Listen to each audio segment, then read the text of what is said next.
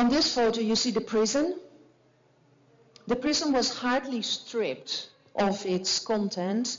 You see the paintings on the wall are not made by our artists, but are made by the prisoners itself. The prison was closed 3 months before Manifesta opened, so we had 3 months to clean it and to use it, also as a kind of testimony of the history of Spain, and a testimony of a kind of a closed history of Spain, namely fascism.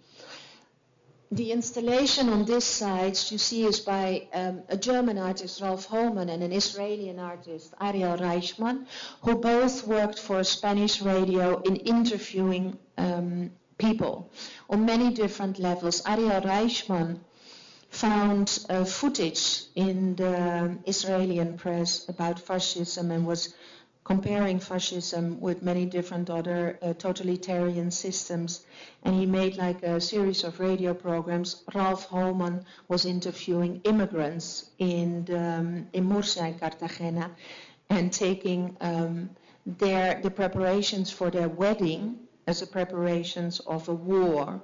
And these projects could be heard, could be said here in the media lounge.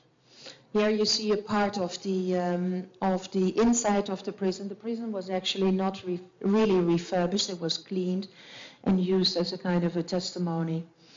We don't know what is happening with this historical venue. It was important for Manifesta to use it in the biennial, and we hope they will use it as a cultural function. This is another project in terms of what I used to say is, what is the legacy of this biennial? Is Manifesta coming to a region, doing its projects and leaving nothing behind? Or is there a kind of a long-term sustainable effect which Manifesta can leave in the region, but also for the international art world? And one of the projects Bassam al-Baroni proposed to us, because the subtitle of this manifesto was Dialogue with Northern Africa. As you might know, that in Andalusia, 700 years, Arab presence was very much important for the civilization, for European civilization. And we wanted to investigate in the current Islamic phobia in Europe, how this dialogue with Northern Africa exists. Do we want a dialogue with Northern Africa? And does Northern Africa want a dialogue with us?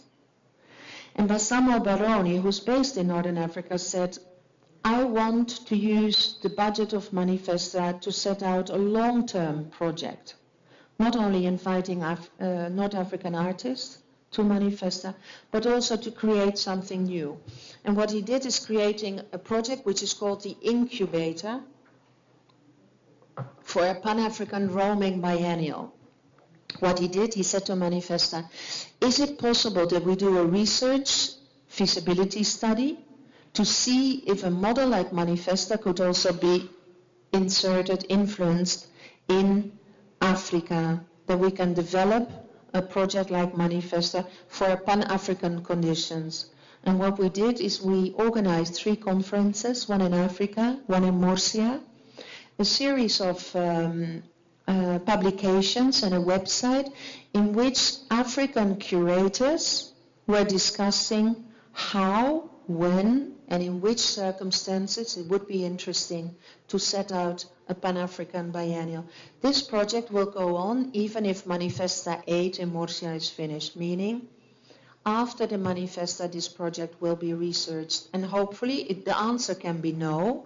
There is no way in which Africa is interested in setting its own Manifesta, but at the same time we hope that there could be a positive answer, and then we will take care also of the continuing effect.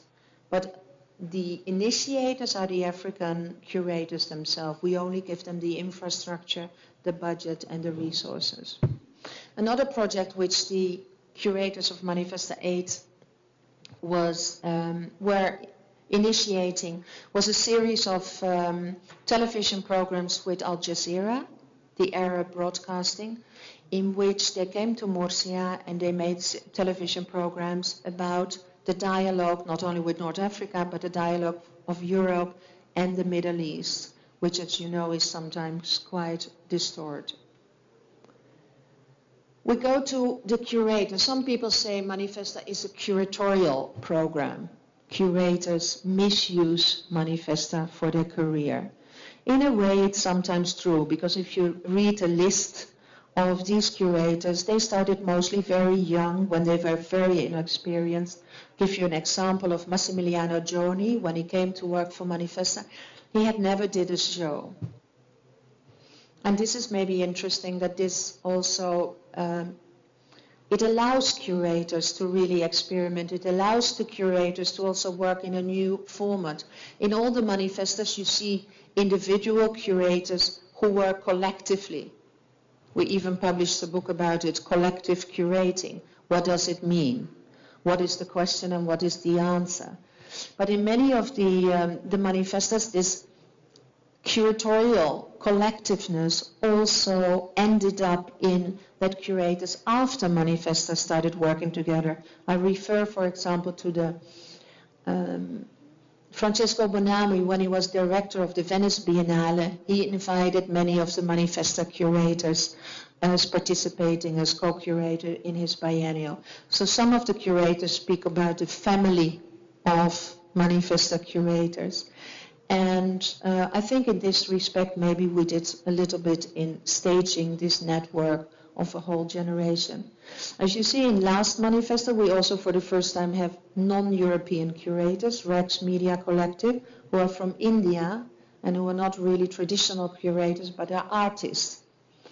And that's another discussion in which Manifesta tries to play a role, initiating role. Not only trained art historians or exhibition makers can be curators, but we're involving now artists, and questioning is, how can an artist be a curator? How can an artist be a producer? And I think this is going to be maybe the model of the future. Also in this Manifesta, Khaled Ramadan, one of the curators from Lebanon, is first a filmmaker, and secondary he was working in Manifesta as a curator.